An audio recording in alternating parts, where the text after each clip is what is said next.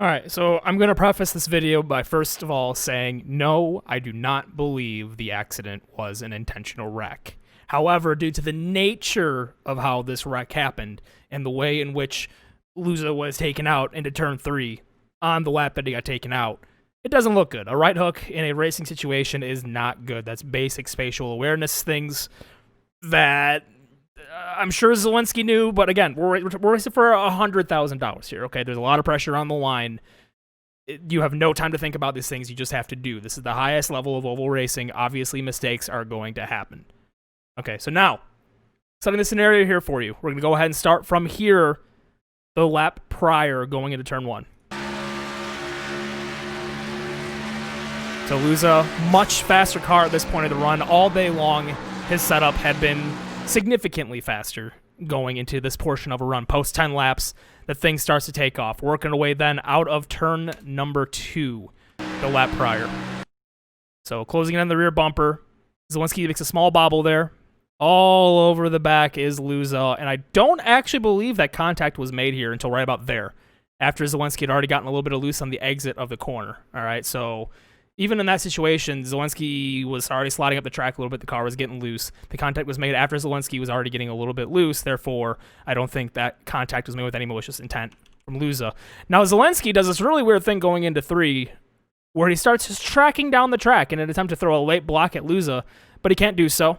Luza's already there. Some more contact is going to be made right here.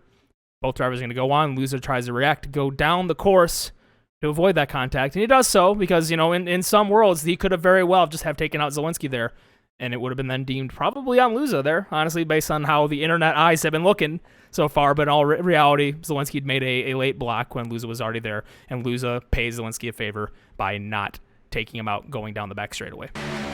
So because of that move, he gets the track on the inside of turn 3 all the way down to the bottom, left rear hanging on the inside of Zalenski. And Zalenski, once again, you know, just he cannot hang. Luza's car is much faster at this point of the run. Small slide out of 4 as well for Zalenski. Perhaps Zalenski was fighting a looser car on the latter half of his run, his post-10 stage of the tire life, maybe a little bit looser. We've seen him now get loose twice on the exits of the corners. Luza, inside track into turn 1.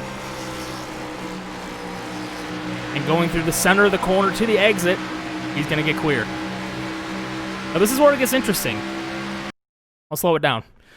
Zalenski, coming out of 2, is already starting to get a run. So Luza does the sensible thing in mid-tracks to defend his line. Zalenski still tries to cut down from the top to the bottom to get an inside track into the third corner, because that's his only chance at this point. Luza is gone if he gets by cleanly, right? All right, and Luza successfully defends off the run to the inside, so Zalenski then moves up the racetrack to get his arc into the corner.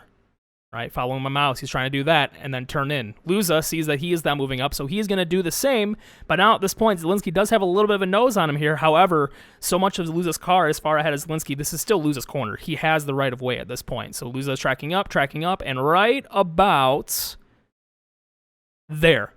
Right there, he is no longer tracking up the track. Luza is not moving right anymore. He is now on his line to start his arc into the corner. Back it up some more here. So Zalenski is going to try to move down to get an inside cut on Luza. Get to the inside. Remember, this is his last opportunity. He cannot let Luza get away. But unfortunately, as Luza is, again, he is not coming up the track anymore, guys. This is where you were all terribly, terribly wrong. All this Twitter analysis is terrible, guys. You do not know what you are talking about. I am sorry. Look, and I didn't say it on the recording, but like I'll say it now while I'm in post, as I missed this point. Of course, Ryan is going to come up from the bottom of the track to the middle of the track. What do you want him to do? Run all the way down to the bottom? He does that. He compromises his line severely into turn 3, and Bobby on a proper arc can take advantage of that and still get a decent run through the center of the corner and get position on him to make another pass back, or at least contest Ryan on the exit of turn 4, okay? Ryan had to come up from the bottom. However, when the contact was made, Ryan was not coming up anymore. He was on his line. That's where you guys are wrong about this whole thing. Luza is no longer coming up the track. He came up to the track to take his arc into this corner as he was in the lead, okay? He had the lead into the corner, therefore it is his corner. Zalenski is nowhere even near the quarter panel even. He's barely hanging his front bumper over the rear bumper of Luza here. And Zalenski, again, this is probably not intentional, but he's trying to make the undercut to get under. Coming down the track, Luza is now, use that line as a metric, coming down the track, and this is where the contact is made.